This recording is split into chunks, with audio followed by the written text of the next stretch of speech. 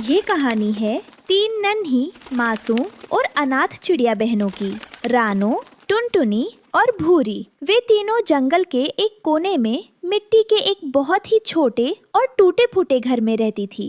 टुनटुनी, भूरी, उठो मेरी प्यारी बहनों, देखो सुबह हो गई। दीदी, बड़ी भूख लगी है, पेट में चूहे कूद रहे हैं। रानो ने एक सूखी रोटी के 3 बराबर टुकड़े किए और अपने बहनों के आगे रख दिए। आज हमारे पास बस यही है मेरी बहनों, इसे ही खाकर भगवान का शुक्रिया अदा करते हैं। तभी उनके दरवाजे पर एक बूढ़ी और कमजोर गौरैया आई। वो बहुत थकी हुई लग रही थी। बच्चों, क्या थोड़ा पानी और कुछ खाने को मिलेगा? मैं बहुत दूर से उड़कर आ रही हूँ, बहुत भूख लगी है। रानो ने बिना सोचे अपनी रोटी आगे बढ़ा दी। दादी, आप ये खा लो, हमारी भूख तो आपको देखकर ही मिट गई। जीती रहो बच्चियों, भगवान तुम्हारी आत्मा की तरह ही तुम्हारी जिंदगी को भी खूबसूरत बनाए। दोपहर के समय तीनों बहनें जंगल के खेतों की तरफ काम ढूंढने निकल पड़ी। तभी रानो की नजर मिट्टी में दबे एक अजीब से पौधे पर पड़ी, जिस पर एक मुरझाया हुआ फूल लगा था। वो पानी के बिना बिल्कुल बेजान हो चुका था। अरे टुनटुनी, भूरी, जरा रुको, उधर देखो। क्या हुआ दीदी? हमें जल्दी जाना चाहिए, वरना काम नहीं मिलेगा। नहीं भूरी, जरा उस फूल को देखो, वो कितना बेबस लग रहा है। प्यास के मारे उसकी पंखुड़ियां काली पड़ रही हैं। रानो दौड़कर पास के झरने से अपनी चोंच में पानी भरकर लाई और उस मुरझाए हुए फूल की जड़ों में डाल दिया। जैसे ही पानी फूल की जड़ों तक पहुंचा, एक चमत्कार हुआ। वो मुरझाया हुआ फूल धीरे धीरे उठने लगा। वो एक जादुई फूल था। कितनी ठंडक है इस पानी में। शुक्रिया नन्ही चिड़िया, तुमने आज मेरी जान बचा ली। अगर तुम सही वक्त पर ना आती तो मैं हमेशा के लिए सो जाता। अरे, तुम तो बोल सकते हो, तुम कितने सुंदर हो। हाँ, मैं एक जादुई फूल हूँ। मेरा नाम गुलाबो है। आज से तुम मेरी सबसे अच्छी दोस्त हो। तुम्हारा नाम क्या है? मुझे रानो कहते हैं और ये मेरी बहनें हैं टुनटुनी और भूरी। रानो, तुम्हारा दिल बहुत साफ है। जब भी तुम्हें मेरी जरूरत हो तुम यहाँ आ सकती हो। उस दिन के बाद से रानो जब भी काम पर जाती तो गुलाबों से जरूर बातें करती। दोनों में गहरी दोस्ती हो गई थी। कुछ दिन बीत गए। एक रात अचानक मौसम बदल गया। आसमान में काले काले बादल छा गए और देखते ही देखते भयानक तूफान के साथ तेज बारिश शुरू हो गई। बिजली कड़कने लगी और हवाएं इतनी तेज थीं कि बड़े बड़े पेड़ उखड़ने लगे। दीदी, मुझे बहुत डर लग रहा है, हमारा घर हिल रहा है। डरो मत मेरी बहनों, हिम्मत रखो, ईश्वर सब ठीक करेगा। लेकिन तभी एक जोरदार झोंके के साथ उनकी मिट्टी के घर की छत उड़ गई और दीवारें ढह गईं। तीनों बहनें पूरी तरह भीग गईं और ठंड से कांपने लगीं। वे बेघर हो चुकी थी।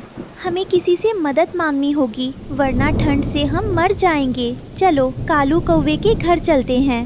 तीनों बहनें उड़ती हुई कालू कौवे के पक्के और बड़े घर के दरवाजे पर पहुंची। कालू भैया, कालू भैया, कृपया दरवाजा खोलिए, हमारा घर टूट गया है। मेरी बहनें ठंड से कांप रही हैं। हमें आज की रात अपने घर के एक कोने में बैठ जाने दीजिए। भागो यहाँ से। मेरा घर कोई धर्मशाला है क्या? तुम गरीब चिड़ियों को हर वक्त बस मदद चाहिए होती है। मेरा घर गंदा मत करो, जाओ यहाँ से। कालू ने जोर से खिड़की बंद कर दी। दीदी, मिट्ठू तोते के पास चलते हैं, वो तो बहुत मीठा बोलता है। वे उड़कर मिट्ठू तोते के आलीशान लकड़ी के घर पहुंची। मिट्ठू अंकल, प्लीज मदद कीजिए, हमें बहुत ठंड लग रही है। अरे भाई, इस आधी रात को क्यों परेशान कर रही हो?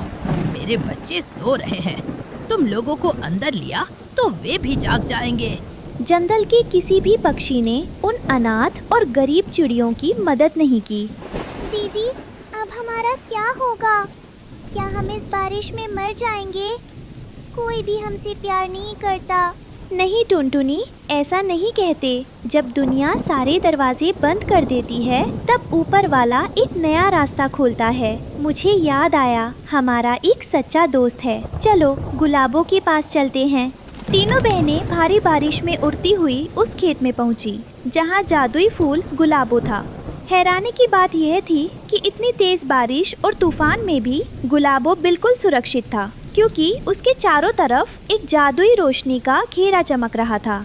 रानो, मेरी दोस्त, इस भयानक तूफान में तुम तीनों यहाँ, और तुम इतनी रो क्यों रही हो? क्या हुआ, मुझे बताओ। गुलाबो, हमारा मिट्टी का घर टूट गया। हम पूरी तरह बेघर हो गए हैं। हम जंगल के बड़े पक्षियों के पास गए, लेकिन किसी ने हमें सहारा नहीं दिया। मेरी बहनें ठंड से मर रही हैं। प्लीज हमारी मदद करो। रानो, तुमने हमेशा दूसरों की मदद की है, कभी किसी का बुरा नहीं चाहा। आज तुम्हारी अच्छाई का फल तुम्हें मिलेगा। डरो मत, अपनी आंखें बंद करो। तभी गुलाबो ने आसमान की तरफ अपनी पंखुड़ियाँ उठाईं और मंत्र पढ़ने लगा। उसके अंदर से सतरंगी रोशनी निकलने लगी। वो रोशनी हवा में तैरती हुई जमीन के एक साफ हिस्से पर जाकर रुक गई। देखते ही देखते मिट्टी में से एक छोटा सा बीज अंकुरित हुआ और वो एक विशाल फूलों के घर में बदल गया। वो फूल इतना बड़ा था कि उसके अंदर एक पूरा घर समा सकता था। उसकी पंखुड़ियाँ दीवारों की तरह थी और बीच में एक छोटा सा जादुई दरवाजा था। रानो, टुनटुनी, भूरी, अपनी आंखें खोलो।